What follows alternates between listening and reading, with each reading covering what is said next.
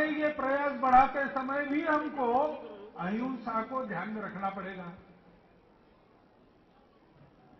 गाय को बचाने जाए और उस प्रयास में और कहीं पर किसी के मन को ठेस पहुंचे, धक्का लगे, हिंसा हो, ऐसा कुछ नहीं करना चाहिए। उससे गोरक्षा के हमारे प्रयास ही बदनाम होते हैं। ये परहेज पालन करने की आवश्यकता है, क्योंकि गाय इतनी उपयोगी है। आधुनिक जिसको विज्ञान कहते हैं, उसको देखा जाए तो भी गाय का उपयोग सर्वसिद्ध है। मैं स्वयं जानवरों का डॉक्टर हूं। मैं अपने देशी गाय के दूध का, मलमूत्र का उपयोग, गोमय गोमूत्र का उपयोग खूब अच्छी तरह जानता हूं वैज्ञानिक दृष्टि से। और वैज्ञानिक भी आजकल जानने मानने लगे हैं सर्वदूर।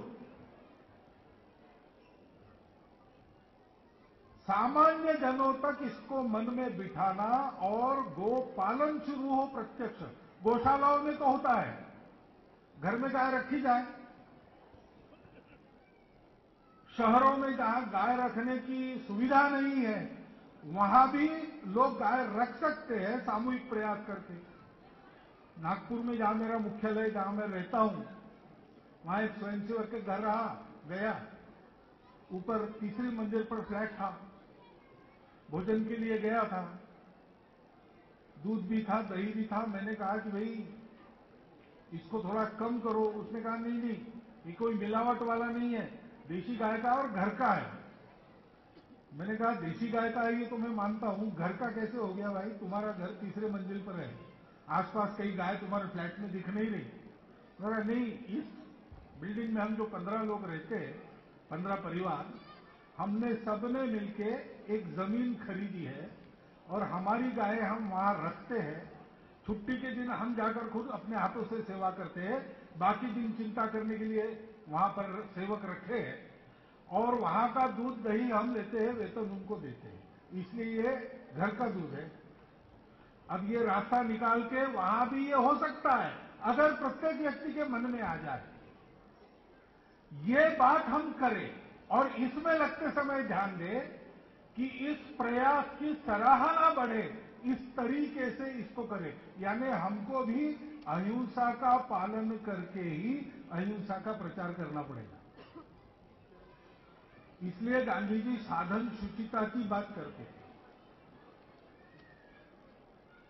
और अब तो हम स्वतंत्र है, अपना देश है, अपनी सरकार किसी भी पार्टी की हो, जो भी होगी भारतीय लोगों की होगी।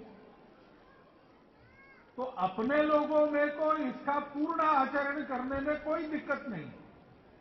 देश का कानून संविधान है, उसका पूर्ण पालन करते हुए हम लोग और गौरक्षा का कार्य आगे बढ़ाए और कानून संविधान उसके अनुकूल बने, इसके लिए जो जो प्रयास करना चाहते हैं वो करें और जो चल रहे हैं उनको और समर्थ बनाएं। इस नीति से हम आगे जाएंगे तो बहुत ज्यादा समय नहीं लगेगा, कानून भी बन जाएगा। अब ये अहिंसा की बात इतनी महत्वपूर्ण है, आपस में इसके आचरण का अवलंबन अगर सारे नागरिक करें तो भारतवर्ष में किसी प्रकार की हिंसा की घटना नहीं होगी। कानून तो है, दूसरों को कष्ट न पहुंचाने के कानून है, कष्ट पहुंचाया तो दंड है, सारी बातें। परंतु एक एक व्यक्ति ने अपने स्वभाव में उस अहिंसा को उतारना और उसका आचरण करना, इसकी आवश्यकता है। अहिंसा के आधार पर पूरा राष्ट्र एकजुट बनकर खड़ा हो सकता है। अब ये मैं कहने वाला मैं पहला नहीं हूं, ये बहुत वर्षों से आधुनिक भारत के उत्थान में तो प्रारंभ से कहा जा रहा है। होता नहीं क्यों? क्योंकि सब व्यक्तियों तक ये संदेश मन में उतरा नहीं है। उसका काम हम सबको करना पड़ेगा। मत है, विचार है अनेक प्रकार के। उन विचारों को मतभेद के नाते न देखते हुए केवल मत के नाते हम देखें।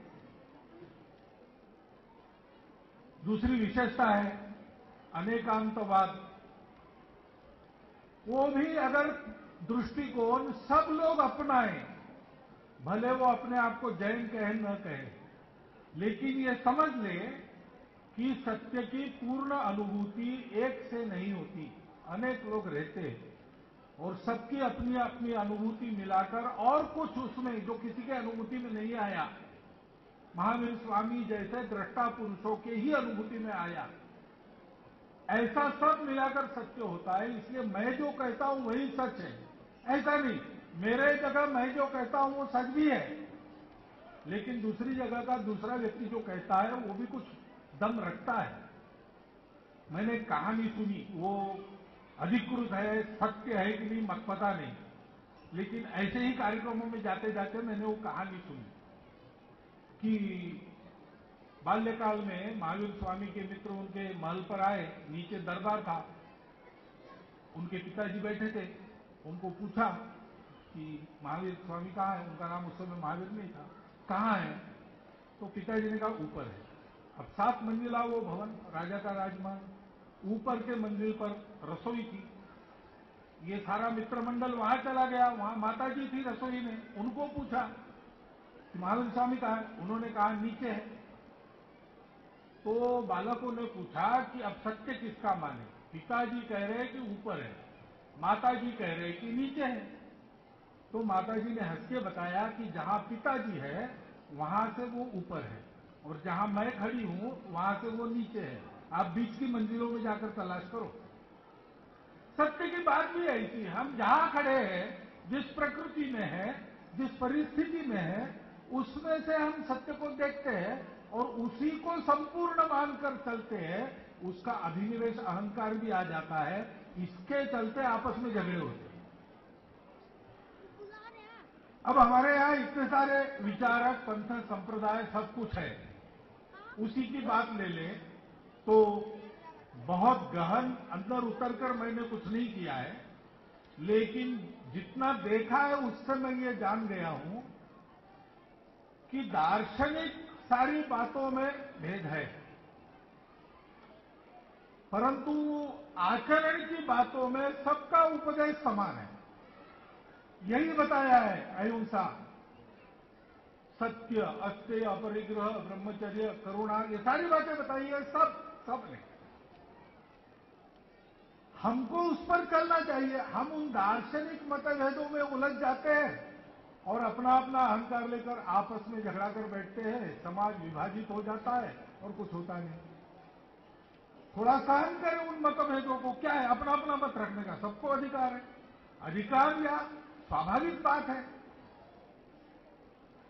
अब अनेकांतवाद, ख्यातवाद हमको ये सिखाता है कि इन सब बातों को समझ लो और फिर भी अपने अहिंसक आचरण को बरकरार रखो।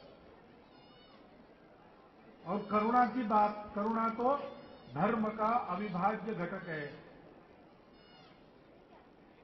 एक संत ने मुझे, सनातनी संत ने बताया कि भागवत में धर्म के 4 कदम बताए, 4 पैर। एक है सत्य।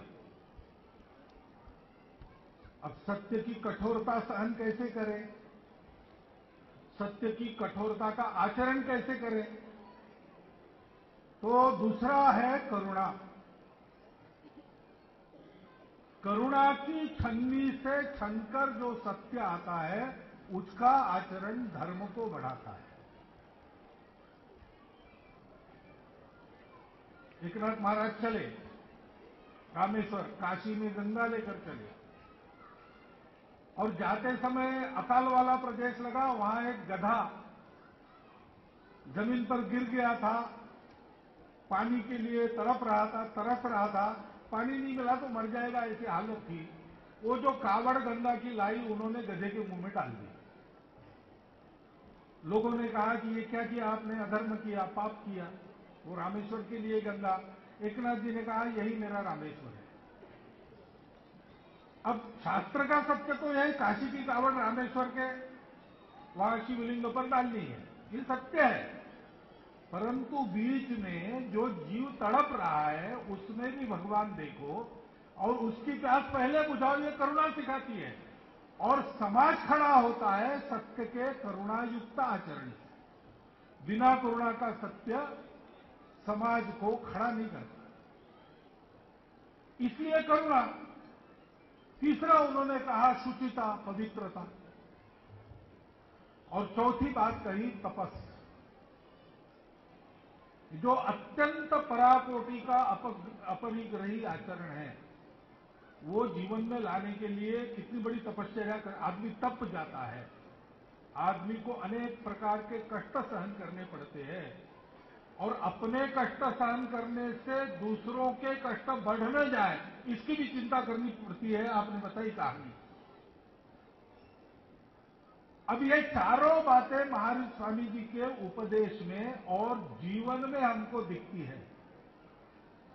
इन बातों का स्वीकार करके हम चले, अपने नित्य आचरण में छोटी छोटी बातों में सुधार करते करते आगे बढ़ते रहे, तो हम लोगों को एक ऐसे सामाजिक जीवन की प्राप्ति होगी जिससे आज